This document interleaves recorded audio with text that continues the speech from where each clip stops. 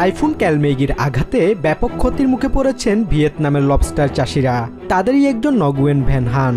ব্যাপক ক্ষতির সম্মুখীন হয়ে তিনি নিজের ভবিষ্যৎ নিয়ে অনিশ্চয়তায় ভুগছেন।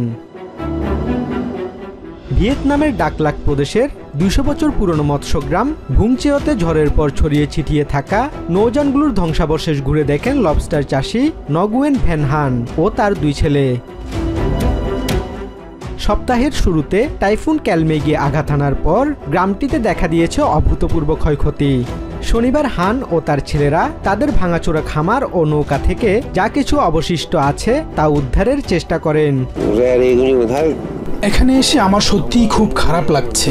এই জায়গাটা আমার কাছে দ্বিতীয় বাড়ির মতো, আর এখন আমার বসার কোনো জায়গা নেই। আমার মনে হয় এখন আমাকে কঠোর পরিশ্রম করে একটি নতুন জায়গা তৈরি করতে হবে।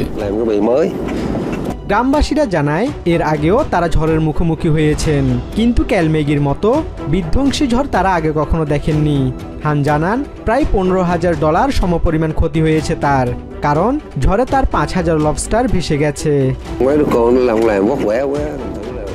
আমি নিজে কষ্ট করে কাজ করি, কিন্তু ওদের যেন এমন না করতে হয়। এজন্যই তাদের স্কুলে পাঠাই, যেন শিক্ষিত হয়ে সহজ জীবনের সুযোগ পায় তারা।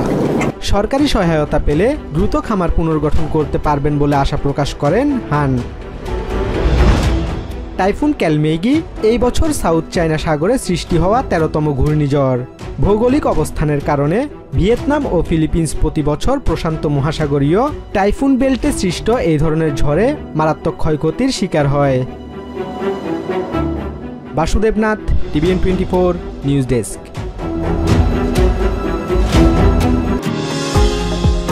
নিউ ইয়র্ক থেকে সম্প্রচারিত TVN24 টেলিভিশন বিশ্বজুড়ে বাঙালির কণ্ঠস্বর।